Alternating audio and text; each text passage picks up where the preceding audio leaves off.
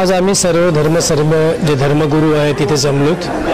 बहामाची ही जागा आहे इथे। पहलगामला जो आतंकी हमला झाला हा अतिशय दुर्दैवी होता की लोक आपल्या फॅमिली बरोबर तिथे फिरायला गेले होते। गेल्या वर्षी याच वेळेला 29 मेला मी स्वतः तिकडे होतो, याच जागी होतो मी। आणि अतिशय दुर्दैवी घटना आहे की लोक तिथे गेल्यानंतर इतकी सुंदर जागा आहे, तिथे आतंकवादी येतात आणि त्यांच्या फॅमिलीच्या समोर लोकांना मारून जातात।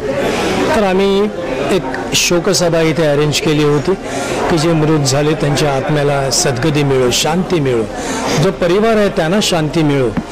पण त्याचबरोबर हे जे कृत्य ज्याने केलेलं आहे याचा आम्ही धिक्कार करतो।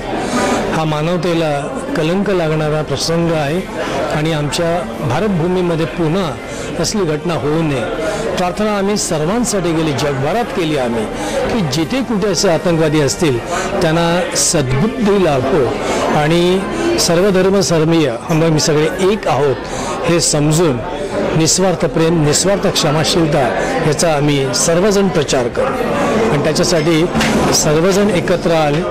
माझी सर्वांना नम्र विनंती आहे, घटना घडली ती खरंच काळीमा फासणारी घटना आहे, पण त्यावरून आग पेटवण्याचा कोणी प्रयत्न करू नये। आपल्याला ही आग जी आहे ही शमवायची आहे, पुन्हा अशी घटना होऊ नये याच्यासाठी सर्वांनी प्रयत्न करावा अशी माझी नम्र प्रार्थना आहे। हरिओम।